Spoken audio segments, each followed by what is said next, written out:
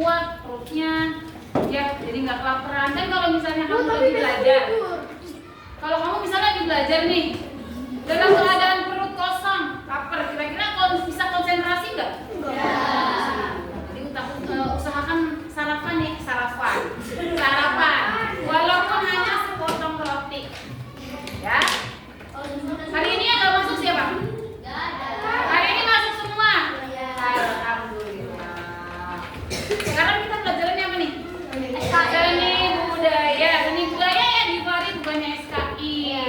Nah, kemarin kan kita habis melakukan STS genap nih.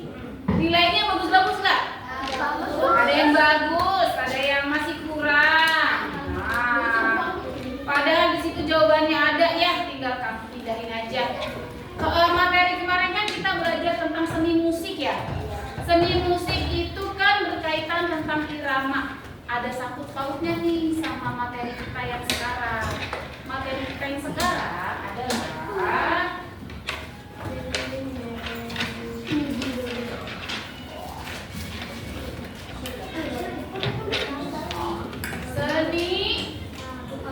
seni tari. Yang kalian tahu tentang seni tari itu apa? Ada yang tahu? Angkat tangan kalau ada yang tahu. Gak ada yang tahu? Oke. Kalau seni tari itu lebih dominan itu yang bergerak apa? Ya, tubuh ya, tangan, kaki. Nah, kalau seni tari itu selalu diiringi sama yang namanya musik. Di sini ada yang hobinya nari. Kayaknya Gwen deh, hobinya nari ya, Gwen ya. Nah, karya seni tari itu ada yang tradisional, ada yang modern. Di sini Bu Anita mau, sekarang tanggal berapa? Tanggal 30 ya. Anggap saja sekarang tanggal 1. Nah, Bu Anita mau Givari yang baca unsur tari nomor 1, halaman 37, bukunya dibuka halaman 37. Sudah? Seni tari adalah jenis kesenian yang dilakukan dengan menggunakan tubuh secara berirama. Unsur utama tari adalah suatu ikatan yang membentuk harmoni dan keindahan dalam sajian karya tari. Unsur utama tari ini dibarukan agar penonton dapat menikmati dan menangkap pesan yang disampaikan oleh penari. Unsur utama dalam pertunjukan seni tari ini ada 3. Udah cukup dulu, Givari. Nah, jadi di sini di Indonesia terutama itu kan dari berbagai macam suku. Rata-rata pada punya tarian ya. Tarian tiap suku, tiap daerah itu sama atau beda? Beda. Nah, tarian itu biasanya melambangkan suatu daerah, ya, identitas daerah masing-masing. Contoh kayak ada tari tradisional itu tari saman dari daerah Aceh, dari Banda Aceh. Nah, di dalam tari saman itu kan biasanya ada kalimat-kalimat tasbih tahlil ya. Nah, itu tujuannya adalah sambil menari, dia bisa sambil mengingat Allah. Kemudian di sini unsur tari. Seni tari adalah jenis kesenian yang dilakukan dengan menggerakkan tubuh secara berirama sesuai dengan musiknya. Unsur utama dari tari adalah suatu ikatan yang membentuk harmoni dan keindahan dalam sajian karya tari. Nah, jadi misalnya seni tari itu kan memang yang bergerak itu identik sama badan ya, tubuh yang bergerak. Kalau misalnya ada seni tari tapi dia nggak ada musiknya, kira-kira bisa ketahuan nggak tuh dari hentakan kaki, gerakan tangan? Jadi kurang menarik ya narinya ya. Kalau nari itu kan yang menarik memang harus ada irama musik. Yang pertama ada wiraga atau raga. Bu Anita mau yang baca. Rafika baca. Unsur utama dalam seni tari yang pertama adalah wiraga atau raga. Wiraga berarti para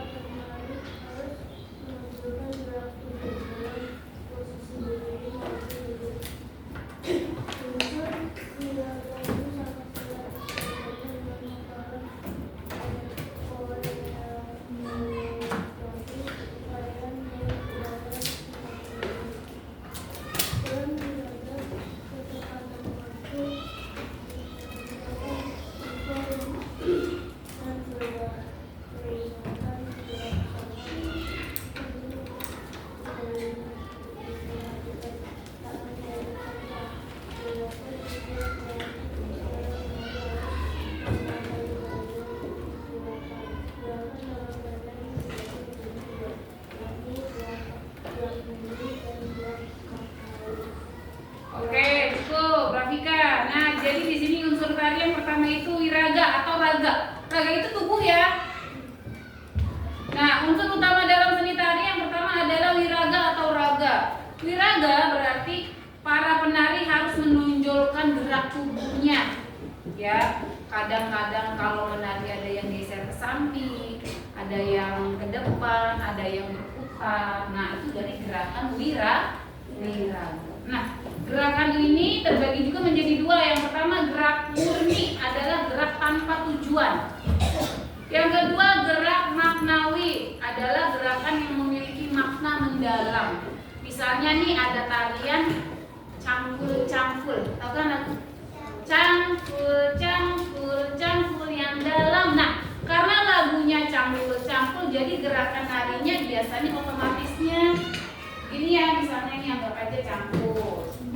Nah, biasanya nih anak-anak TK nih yang suka nari, kalau nyangkul itu berarti begini ya.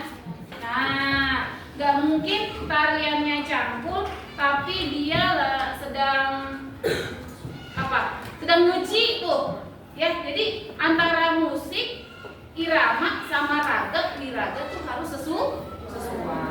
Jangan sampai lagunya cangkul tapi gerakannya mencuci.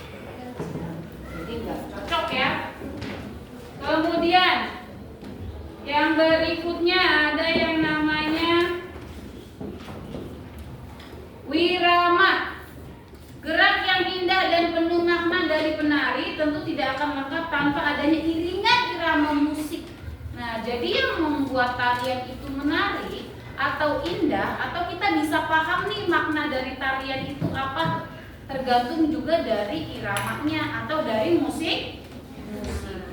Kalau misalnya penari tapi nggak ada musiknya, bisa sih dia menari, cuman kayaknya untuk hentakan kakinya kurang, gerakannya jadi kurang terarah, kurang indah juga ya. Kalau misalnya ada musiknya kan kita bisa tahu nih mulainya kapan ya, terus berpindahnya kapan ya. Kalau misalnya nggak ada musiknya, kita diem aja, nanti penarinya bingung, ini udah sampai mana ya. Kemudian setelah irama ada lagi yang namanya wirasa.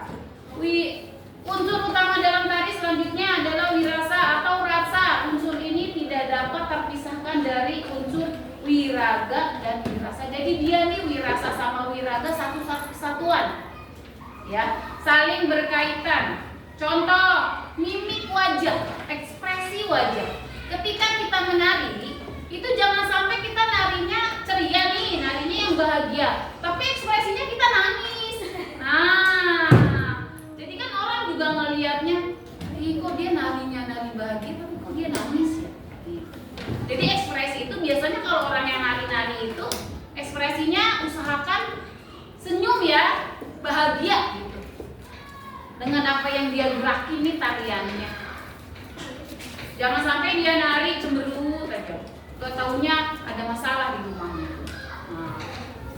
Kemudian di sini ada juga dalam tarian harus dilengkapi dengan unsur-unsur pendukung agar tariannya itu terlihat sempurna. Yang pertama unsur pendukungnya adalah busana tari. Nah, biasanya orang-orang yang nari ini busananya atau pakaiannya disesuaikan. Misalnya dia tari tradisional, tari apa ya? Manuk Dadali. Tahu kan manuk Dadali? Biasanya tuh kalau manuk Dadali itu dari pakaiannya itu pakaian dari Jawa Barat. Nah, nanti biasanya di sini ada selendangnya. Terus biasanya nanti ada mahkotanya, mahkota yang burung-burung itu loh. Nah, manuk kan artinya burung ya. Di sini ada orang Sunda. Apa? Manuk artinya apa, Gibran? Gibran. Gibran Dipari. Manuk artinya apa? Manuk itu artinya burung. Jadi biasanya tuh ada aksesoris pakai di sini mahkotanya. Oh. Kemudian yang kedua, unsur pendukungnya adalah tata rias. Nah, biasanya kalau orang yang mau menari itu ada, biasanya ibu-ibunya tuh yang pada repot dandanin ya anaknya. Menor-menor, nah bener tuh kata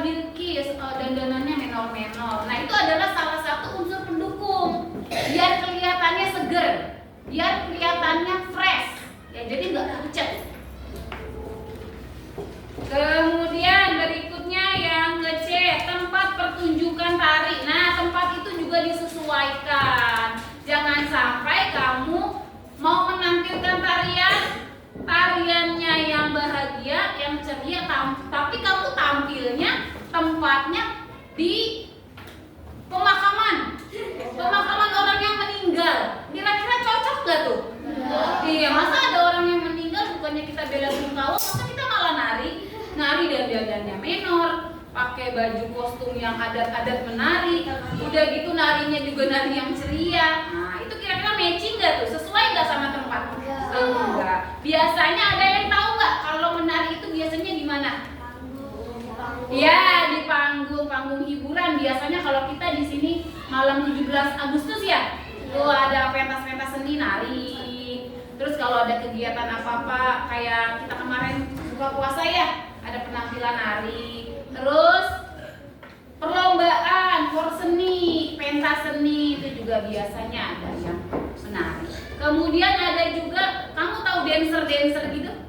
Ah, biasanya itu juga kan kalau di TV itu ada artis yang nyanyi, nanti ada yang nari itu di belakangnya.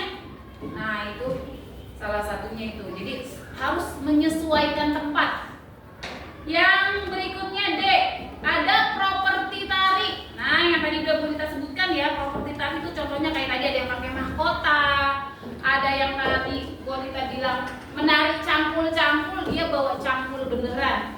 Bawa cangkul tapi modelnya kayak beneran, tapi cangkulnya itu mainan, cuman properti aja, alat-alat pendukung ya. Paham ya? Ada yang mau nanya tentang tari? Gak ada. Oke, lanjut ya. Yang kedua, ada yang namanya bentuk penyajian tari. Yang pertama ada yang namanya tari tunggal. Tunggal itu berarti apa? Sendiri atau satu. Nah, tari tunggal atau tari sendiri atau solo ya, itu tari yang ditampilkan oleh penari, tapi penarinya hanya satu orang. Itu namanya tari tunggal. Nah, biasanya kalau tari tunggal lebih mengutamakan ekspresi dan watak yang bisa dibawakan oleh pria atau wanita. Contoh jenis tari tunggal antara lain adalah tari ngeremo dari Jawa Timur, tari kancet dari Kalimantan Timur, dan tari gonjong. Nah, jadi kalau misalnya tari tunggal itu lebih mengutamakan ekspresi sama watak orang tersebut. Di sini ada gambarnya tuh ya. Nah, tari remo itu tuh yang ada di sebelah sini yang gambarnya cowok. Kemudian yang tari dari Jawa Tengah itu tari gombyong.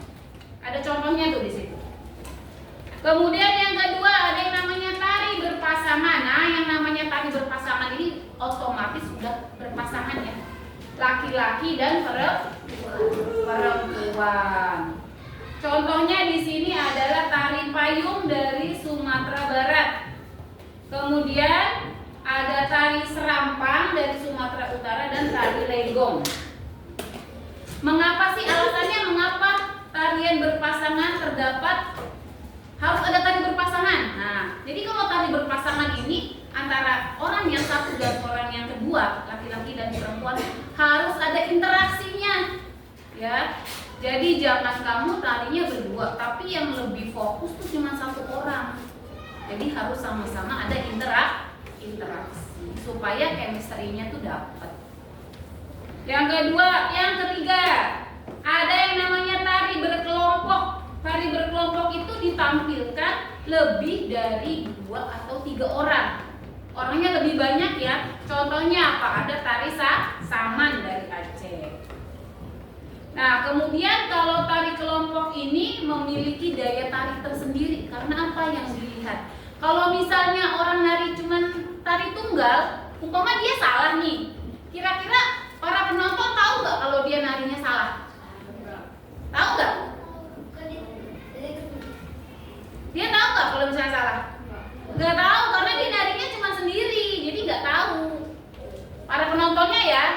Kalau misalnya tarinya yang berkelompok nih, yang orangnya banyak, kalau misalnya ada 1 atau 2 orang yang salah, kira-kira para penonton tahu nggak?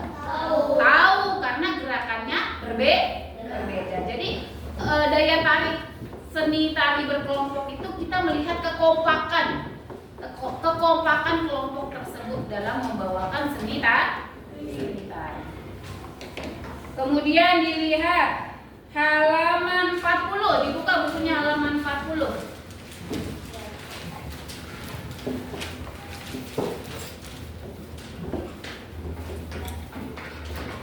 Nah, oke, di sini ada desain tari. Yang pertama level gerak tari. Jadi level gerak tari itu dibagi menjadi 3. Ada yang pertama level tinggi, level sedang, dan level rendah. Level tinggi itu pada gerak tari sering dilakukan pada tradisi tari balet. Nah, tradisi tari balet itu lebih agak susah ya. Latihannya tuh nggak cukup sekali 2 kali, lebih sulit. Makanya di sini disebut tari balet itu adalah level tari yang tingkat levelnya tinggi. Karena nggak semua orang bisa. Kemudian kenapa sih Bu Anita nggak semua orang bisa? Karena dalam tari balet itu ada yang melayang-layang ya, yang kakinya sampai terbang gitu. Terus kakinya harus diginiin ya, apa namanya Mbak? Jinjit ya, harus jinjit. Itu kan kalau dia tampil gitu kan waktunya lumayan lama. Jadi harus butuh tenaga yang ekstra. Yang kedua ada yang tingkat level sedang. Nah, tingkat tari pada level sedang biasanya hampir dimiliki oleh semua tari tradisional di Indonesia. Ini tari-tarian tradisional, masuknya adalah tarian di level yang sedang. Kalau kitanya latihannya serius, sungguh-sungguh, pasti bisa. Kemudian yang ketiga ada yang level rendah, dilakukan jika penari menyentuh lantai, posisi duduk atau rebahan berguling di lantai, termasuk level rendah. Kenapa sih Bu Anita disebut level rendah? Karena dia narinya cuma duduk aja, atau berbaring atau tiduran gitu ya. Jadi nggak ada, kan kalau orang nari itu kan biasanya dari tempat satu ke tempat yang lain berpindah ya. Nah, sedangkan kalau yang level rendah ini dia cukup duduk aja, jadi nggak berpindah-pindah, ya, lebih mudah. Ada yang mau tanya tentang level nari? Kira-kira yang kemarin kamu tampilin itu waktu tari apa kemarin? Tabasam. Itu level yang mana? Iya, itu termasuk kategori tarian level sedang. Kemudian di sini perubahan arah hadap dalam menari. Yang pertama ada hadap depan. Nah, hadap depan itu begini. Kamu menghadap ke para penonton. Kemudian ada arah hadap belakang. Kalau belakang kamu biasanya kan kalau tarian itu ada yang suka berputar ya. Nah, berarti dia berputar menghadap membelakangi para penonton. Yang ketiga, arah hadap samping kanan. Jadi gini. Biasanya kan kalau panggung itu kan kayak gini ya bentuknya ya. Nih, panggung kan begini. Nah, biasanya penonton itu nggak cuma di sini nih. Ini orangnya sebenarnya. Nah, nggak cuma di sini penonton, kadang-kadang ada yang di sini juga nih penonton. Tuh, melihatnya. Nah, Buku orangnya miring, Bu. oke. Kalau dia menghadap depan berarti dia menghadap ke sini. Tuh. Kalau ke belakang biasanya dia dalam posisi berputar.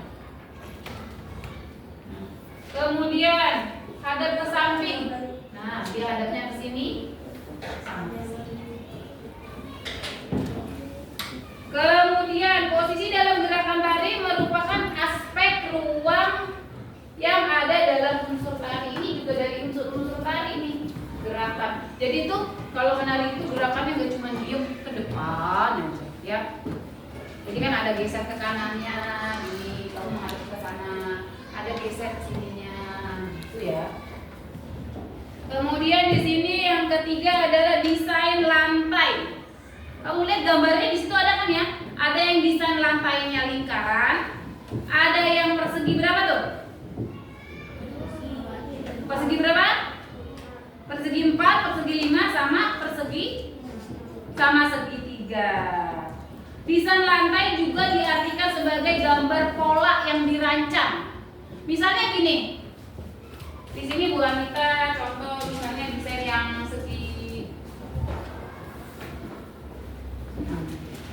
Oke.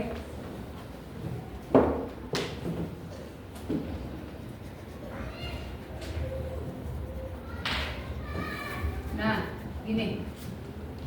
Ini segi 1, 2, 3, 4, 6. Nah, segi 6 berarti nanti orangnya ada di sini 1. Di sini. Posisi talinya ya di sini. Sama di sini. Nah. Nih, kalau ini kayak contoh persegi 5. Seperti itu contohnya ya. Kemudian dilihat lagi halaman 42.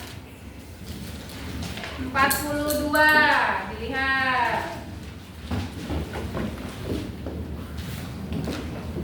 Yang keempat, desain atas. Desain atas atau air design adalah desain yang dibuat oleh anggota badan yang berada di atas lantai. Desain ini dilihat dari arah penonton. Nah, jadi ini adalah desain atas. Nanti para penonton atau audiens melihat ke arah kita di atasnya. Kemudian yang kelima ada desain dramatik. Desain dramatik adalah tahap-tahap emosional untuk mencapai klimaks.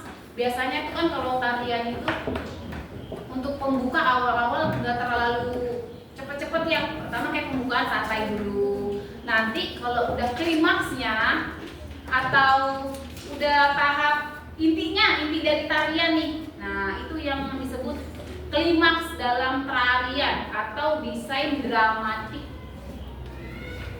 Puncaknya ya, puncak dari tarian itu.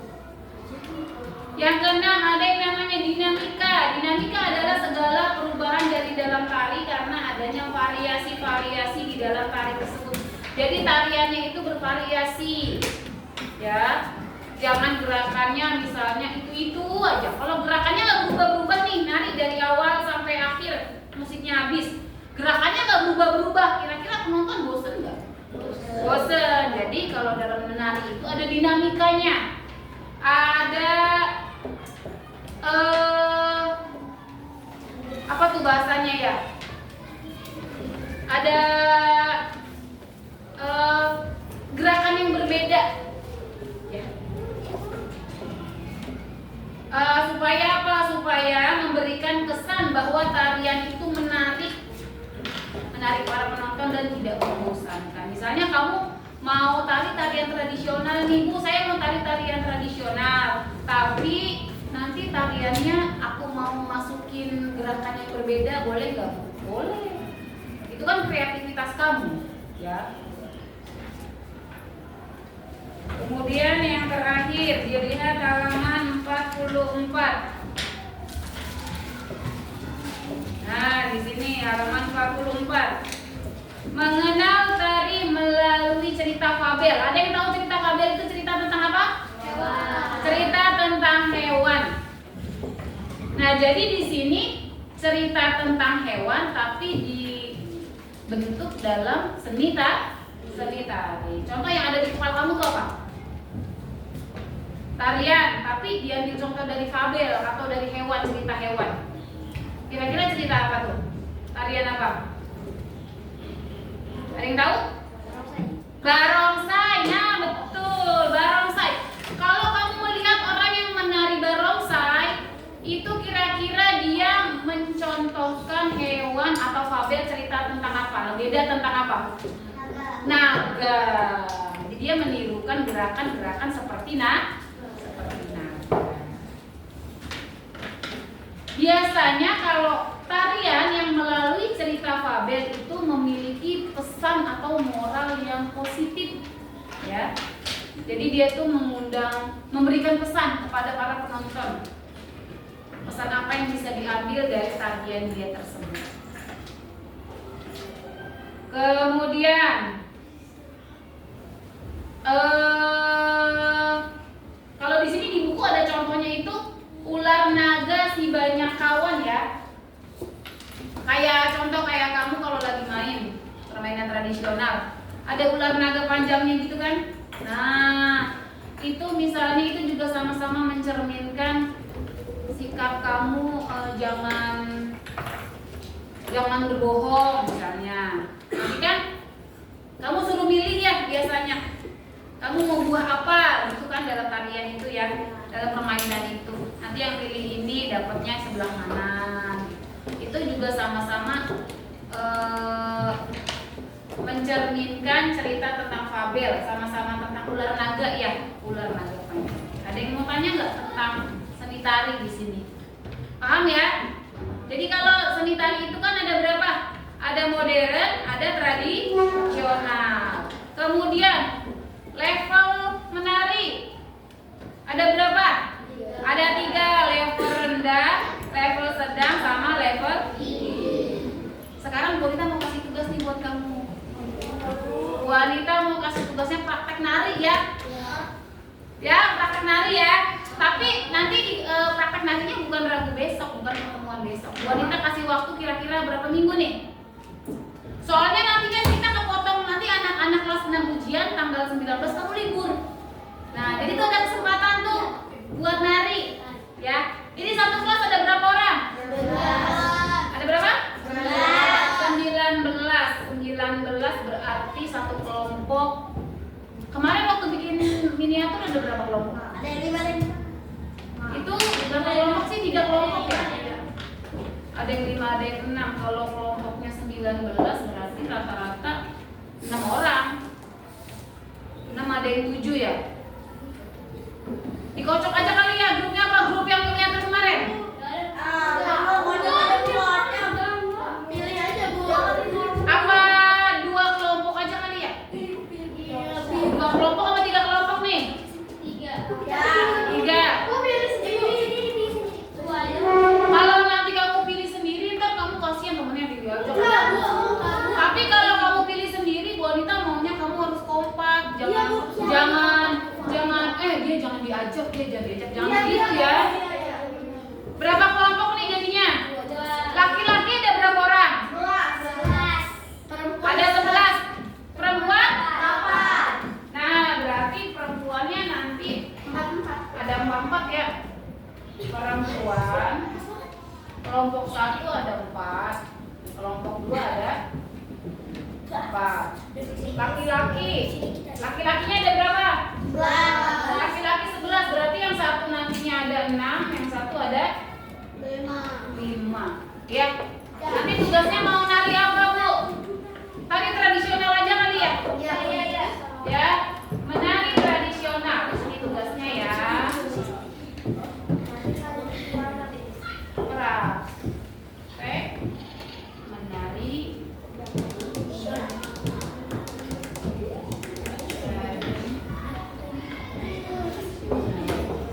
Nah, kalau mengikuti di buku, kalau kamu mau menari dilihat unsur-unsur utamanya apa? Yang pertama, busana tari. Nah, kira-kira gimana nih? Pakai busana tari. Atau enggak kamu boleh bikin busana tarinya itu dari plastik bekas, kardus, bikin aksesorisnya pakai kardus, boleh kreatif ya. Boleh. Terus apa lagi yang mendukung dalam seni tari? Tata rias. Boleh tuh nanti kamu boleh dandan atau enggak nanti minta bantuan mama kalian. Ini berapa orang ya? Bisa dandan sendiri. Ya, boleh dandan. Ya. Kemudian yang ke berikutnya, tempat pertunjukannya cukup di sini aja ya. Dan kelas. Nanti gua kita nilai. Kemudian properti, boleh Bu, boleh pakai gelang-gelangan nggak Bu, dari kresek-kresek boleh. Bu pakai mahkota ya Bu, dari daun-daun bekas boleh. Gitu ya. Terus yang mau pilih kelompok kira-kira gimana nih sih? Bu Anita mau setor nama deh. Pilih sendiri apa mau dipilihin? Pilih sendiri.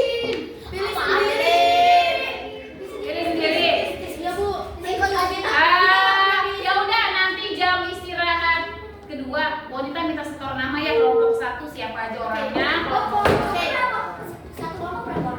Itu kelompok 1 perempuannya 4, laki-lakinya 6 misalnya. Kelompok 2 laki-lakinya 5, perempuannya 4. Jadi satu kelompok ada yang 10 orang, kelompok 2 ada yang 9 Ada yang mau nanya lagi nggak nih tentang seni tari? Sudah paham ya? Sudah paham. Jadi kesimpulannya pertemuan kita kali ini Ibu dikasih waktu berapa, Bu? Berapa minggu? dikasih waktu 3 minggu ya? 3 minggu atau 2 minggu? Soalnya kan kita tanggal 19 libur, anak-anak kelas 6 ulangan. Ini tanggal berapa sekarang? Tanggal 30. Bu. Berarti nanti pertemuan ketiga ya? 3 minggu berarti ya? Nah, pokoknya harinya itu sebelum ulangan kenaikan kelas. Hari Rabu tetap. Ibu, kita latihan di Iya, kamu kayak kemarin aja, kamu misalnya janjian nih hari ini mau di rumahnya siapa, besok di rumahnya siapa, gitu. Ganti-gantian ya. Ayo kalian. Jangan harinya latihannya misalnya di rumah Bilkis terus jangan ganti-gantian. Ya. Nah, jadi kesimpulan materi kita kali ini adalah unsur tari itu ada yang namanya wiraga atau badan yang bergerak. Yang kedua ada irama, musik yang mengiringi tari, kemudian ada rasa. Nah, kemudian unsur pendukung dalam seni tari adalah yang pertama apa? Busana, kemudian tatari, ya, kemudian tempat, yang keempat aksesoris. Terus level nari ada berapa? 3 level tinggi. Level tinggi contohnya tari apa? Ballet. Ada level sedang, contohnya tari apa? Tari tradisional. Yang ketiga, yang levelnya rendah, contohnya tari yang enggak bergerak ya. Yang maksudnya kalau udah duduk aja. Bisa dimengerti ya? Ada yang mau tanya?